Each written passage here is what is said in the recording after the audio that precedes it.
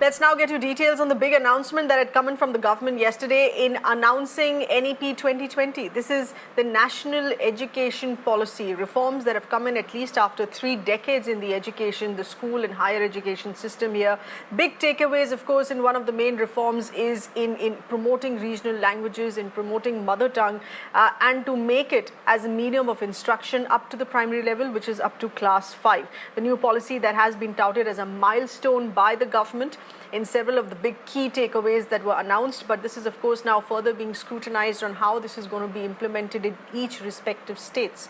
Several political reactions that have come in here on this as well. While some have criticized it, this is essentially keeping in mind on how language is going to be handled, teachers availability, infrastructure, on how to go about with these announcements that have come in. Let's take a listen into some of those.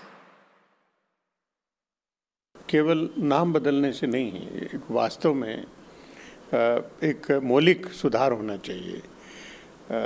अब HRD ministry के बजाय वो ministry of education, शिक्षा मंत्रालय नाम होगा, तो वो नाम बदलने से नहीं, एक जो हमारी बेसिक एजुकेशन है, जो एलिमेंट्री एजुकेशन है, उसमें मूलभूत सुधार करने की अत्यंत आवश्यकता है। आज एलिमेंट्री एजुकेशन नाम की जो खास तौर से ग्रामीण क्षेत्र में है, वो उस नाम की कोई चीज़ नहीं है। केवल मिड डे मील के खिलाकर बच्चों को बुलाकर उनको वापस भेज देना, ये एजुकेशन किसी तरह की नहीं है। Let's now get you COVID-19 related updates, and this is concerning the city of Mumbai, which was first looking at the biggest numbers in the country with the highest rise in numbers here as well. But now there's a positive sign in the fight against corona that has been in all these months in Mumbai. Speaking to Mirror Now, the health expert Mr. Neeraj Hadkar says that there are multiple indicators here which now state that the worst may be over for Mumbai. Mumbai perhaps has already crossed its peak. The doubling rate, the positivity rate in the city has improved considerably, and beds are available in hospitals, which is a sure sign here that even the health infrastructure is not as overwhelmed with the rising numbers as it was earlier. I think the situation is definitely is over because we don't even know what the worst is going to be. But the situation is definitely improving, and I think it started to improve sometimes in the third week of May itself. You see, we monitor it with three parameters really. One is the doubling period, and the doubling period in Mumbai has been consistently rising from May. It's now 45-46 days. The second thing that we use is what is called an R, a daily effective R. That's the number of people a single infection reinfects. And that R has been consistently declining. And for the last 20 days, for example, it's fallen from about 1.1 to 1.06. So it means that about 100 infected people in Mumbai now reinfect about 106 people. So, so that is a manageable kind of a situation. The positivity rate has also been declining from June, and it's now even more pronounced in July. And also, you see, hospitals are now reacting. Now, for example, in some public hospitals, COVID beds are actually now relatively empty, and doctors are paying attention to other kinds of work. So definitely, the situation has improved surely in Mumbai. Our correspondent Disha Shah is getting us further inputs. Disha, this is undoubtedly coming in as a huge relief. This is a positive sign because even if the per day rise in cases in Mumbai, just in Mumbai is seen, that is also showing a decline here. But what would be the necessary precautions that continue? There is a huge requirement that they continue to be taken.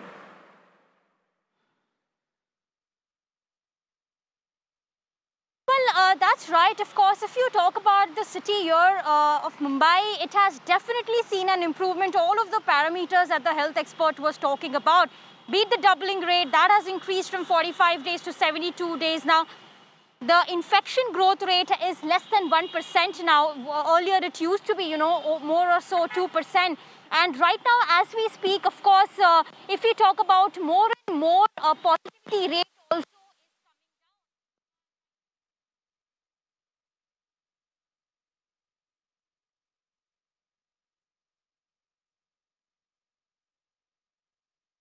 in bringing down the number of cases. But health experts do believe that this is something which should not be celebrated early at this point in time. The victory here that we are talking about, because the city has not opened up much. If you talk about Mumbai is dependent on the lifeline, those are the locals, the public transport. And once that really reopens, we might see a second phase. We might see the cases going up, the infections really going up and rising. So that is something that people do have to be really cautious about. Secondly, if you talk about the Zero survey, did point out that how at least 57% of the slum population have been infected and exposed to this entire virus. But these antibodies are short-term, temporary based. They do die after, at least 2 to 3 months. So those, of course, reinfection can appear. So these are certain parameters definitely that the city should look out. We should not really lower our guard is what the health experts are saying. And continuing, of course, measures like wearing masks, maintaining social distance is something that the city will have to do. Absolutely. This is no time to celebrate or drop your guard. These are precautions that need to continue. Disha, thank you for getting us that update. Let's now get you an exclusive reaction on the Times network that is coming in from the managing director of Bajaj Auto, Mr. Ravi Bajaj, who has called the lockdown, criticized it using very strong words, calling it porous and draconian. Also saying these set of lockdowns, the nature of impact that it has had on the auto sector, it hasn't helped the industry nor helped in reducing the corona numbers. Take a listen in. Well, I think what we have, as I had always been anxious about over the last 3 months, is the worst of both worlds, from what is a rather draconian but yet a porous lockdown. We have the worst of both worlds in the sense of both lives and livelihoods, because I'll tell you exactly what I have been saying for the last 3 months. It's the worst for lives because in a porous lockdown, you don't really halt the virus. I was always anxious we would not flatten the curve, we would actually peak the curve. And that's exactly, I think, what has happened in many cities in the last few weeks, including in Pune, in Aurangabad, where we are based, which has forced people to do these localized, arbitrary, erratic lockdowns. And it's been the worst of both worlds in terms of livelihoods, because, whether it was the original lockdown or it is the sporadic ones now, they continue to flatten the economy, the GDP, the performance of companies, jobs, and salaries. And I think where we are now is in the stage of the withdrawal symptoms, where the center or the state governments and their administration that have resorted to this kind of a porous lockdown, which was neither here nor there, are now in denial, because on the one hand, people like you put pressure on them to justify their actions. And that is why it is, I think, more for media optics than anything else that they have to continue to throw out a 8-day lockdown, a weekend lockdown, a 5-day lockdown, which doesn't stand to any reason, any logic, or any science. Mr. Bajaj, then what do? In a sense, you're contradicting yourself. You're saying unlocking caused the spurt in virus. Locking down is not helping either. So then what is to be done? Yeah, so I would say what we needed to do, or what we should have done, is in two parts. One, I always said there was no need to look west.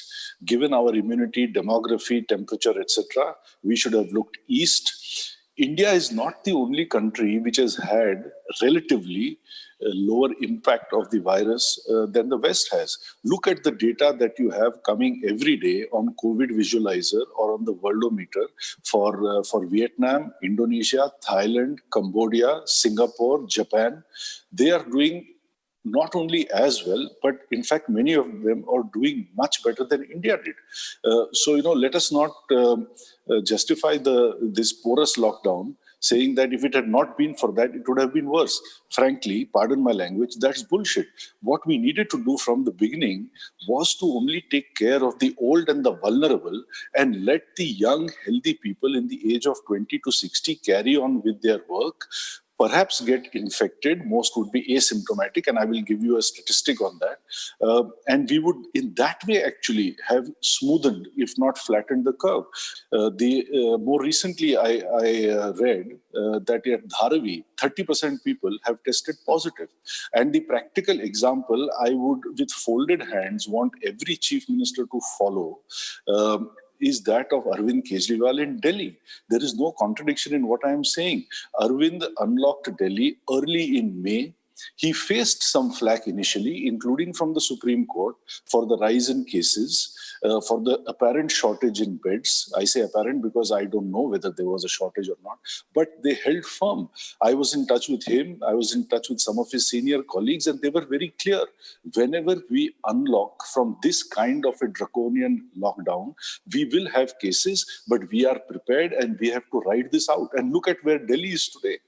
If the testing results are accurate, Delhi is doing the best today. So each one of us, we will have to ride out of this storm, this unfortunate self-created storm in this fashion, because we did not do what we should have done in the beginning, which is allowed those who are young and healthy, I'm repeating that, in the age of 20 to 60 to carry on. There was no need to lock down 1.4 billion people. No country in Asia did that.